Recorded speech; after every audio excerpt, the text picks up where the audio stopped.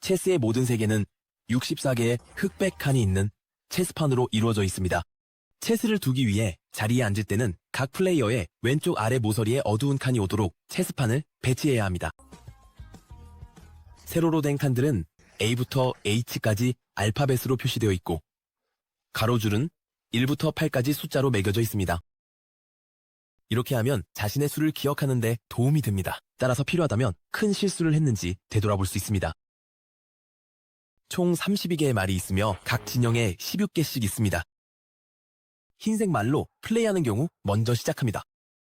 이 게임의 목적은 상대방의 왕을 도망칠 수 없는 위치에 가두는 것입니다.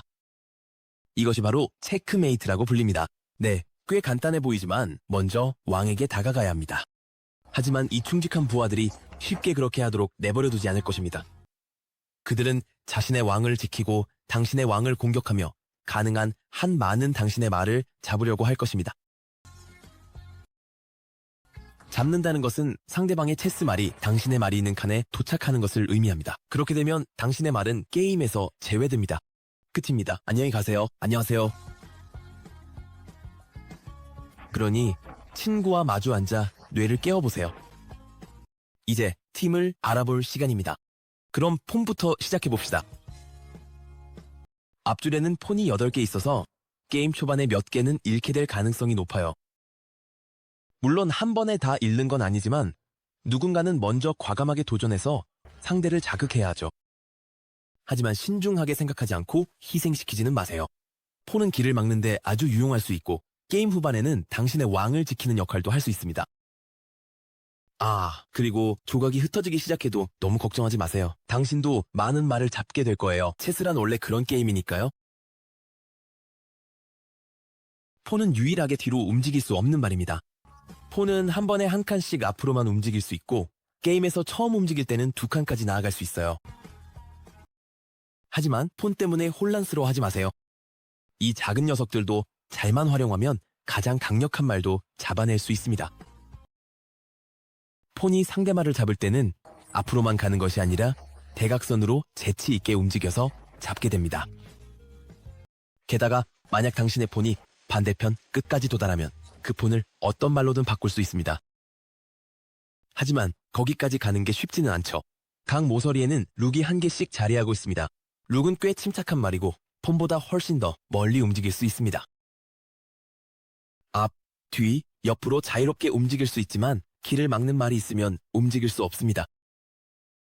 룩은 뛰어넘을 수는 없지만 상대가 길을 막는 말을 남겨두면 바로 잡아낼 수 있죠.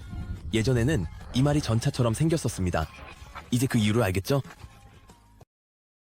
룩 바로 옆에는 말, 즉 기상나잇들이 있습니다. 이 말들은 원하는 방향으로 L자 모양으로 움직입니다. 한 방향으로 2칸, 다른 방향으로 1칸 이동하죠. 이들은 유일하게 다른 말을 뛰어넘을 수 있는 말입니다. 내 말이든 상대 말이든 상관없죠. 하지만 이미 내 말이 있는 칸에는 착지할 수 없습니다. 하지만 상대가 자기 말을 방치해두면 또 한 번 바로 잡아낼 수 있습니다. 용감하고 활기찬 기사들, 다음에는 비숍이 등장합니다.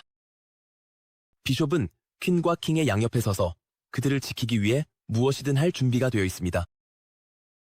비숍은 대각선으로 열려있는 방향이라면 어디든 움직일 수 있습니다. 한 비숍은 검은 칸에서만, 다른 비숍은 흰 칸에서만 움직입니다. 그리고 이제 당신이 기다리던 작품이 나왔습니다. 여왕 폐하. 흰색 퀸은 흰 칸에서, 검은색 퀸은 어두운 칸에서 시작합니다. 퀸은 룩과 비숍의 능력을 모두 합친 체스판에서 가장 강력한 말입니다. 하지만 언제나 그렇듯 큰 힘을 가졌다는 것은 모두가 당신을 잡으려 한다는 뜻이기도 합니다. 퀸은 상대방이 가장 잡고 싶어하는 말입니다. 상대가 당신의 퀸을 잡는데 성공한다면 강력한 킹을 노리기가 훨씬 쉬워지고 그럼 곧 게임이 끝나게 됩니다. 킹은 폰처럼 한 번에 한 칸씩 움직일 수 있지만 어느 방향으로든 심지어 대각선으로도 이동할 수 있습니다. 킹도 다른 말을 잡을 수 있지만 훨씬 더 복잡합니다. 처음에 이야기했던 체크메이트 기억나시나요? 상대의 말 중 하나가 킹을 잡을 수 있는 위치에 있을 때 이를 체크라고 합니다. 이때 남은 선택지는 2가지뿐입니다. 당신의 말로 킹을 위협하는 말을 잡거나 킹을 위험에서 벗어나게 이동시키거나 또는 킹 앞에 다른 말을 두어 보호하는 것입니다. 왕이 체크 상태에 놓였고 앞서 말한 방법들 중 어느 것도 할 수 없다면 게임은 끝입니다. 그게 바로 체크메이트입니다. 좀 더 극적으로 연출하고 싶다면 킹을 쓰러뜨려도 됩니다. 게임 초반의 문제를 피하는 한 가지 방법은 캐슬링이라는 수를 두는 것입니다. 룩과 킹 사이에 아무 말도 없다면 두 말을 일종의 방식으로 위치를 바꿀 수 있습니다. 킹을 룩 쪽으로 두 칸 이동시키고 룩은 킹 바로 옆으로 이동합니다. 이것은 두 말을 한 번에 움직일 수 있는 유일한 경우입니다.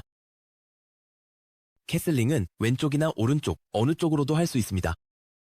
이 두 말을 한 번도 움직이지 않았고 상대의 말에 의해 체크된 적이 없다면 캐슬링을 할 수 있습니다.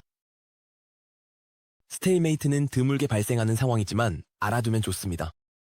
이것은 단순히 당신의 말로 어떤 수라도 둘 수 없다는 것을 의미합니다. 당신의 왕은 어디로도 움직일 수 없지만 현재 위치에서는 안전합니다.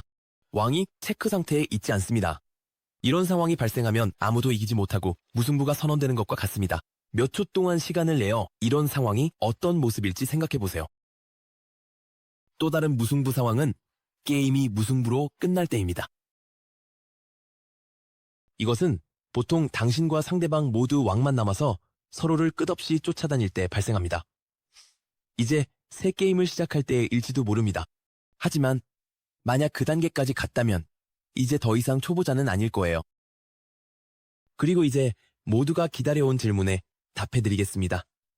모두가 말하는 퀸즈 갬빗이란 도대체 무엇일까요? 퀸즈 갬빗은 체스 역사상 가장 오래된 오프닝 수 중 하나입니다. 세 가지 간단한 수로 이루어져 있습니다. 흰색 폰이 D4로 이동하고 검은색 폰이 D5로 가며 또 다른 흰색 폰이 C4로 이동합니다. 이제 퀸이 더 취약해지고 C4 폰을 잃을 가능성이 높아집니다. 하지만 큰 장점이 있습니다. 바로 체스판의 중앙을 장악할 수 있다는 점이죠. 만약 주도적으로 플레이하는 것을 좋아하는 적극적인 스타일이라면 퀸즈 갬빗을 시도해보세요. 이제 퀸즈 갬빗의 몇 가지 변형을 연습해보고 자신이 백이나 흑이라면 어떤 수를 둘지 생각해보세요. 혼자서 연습하는 장점은 항상 이길 수 있다는 점입니다. 좋아요. 하지만 매번 지기도 할 거예요. 좋은 체스 경기는 세 가지 주요 단계로 이루어져 있습니다. 오프닝. 각 플레이어가 정찰병을 체스판에 내보내며 전략을 세우고 상대가 어떤 유형의 플레이어인지 파악하려고 합니다. 두 번째 단계는 플레이어들이 서로를 쫓고 점점 더 강력한 기물을 잡기 시작할 때 시작됩니다. 세 번째 단계는 마지막 단계로 가장 중요한 순간입니다. 체스판 위에는 기물이 훨씬 적어지며 보통 절반 이하로 줄어들고 왕이 훨씬 더 많이 움직이기 시작합니다.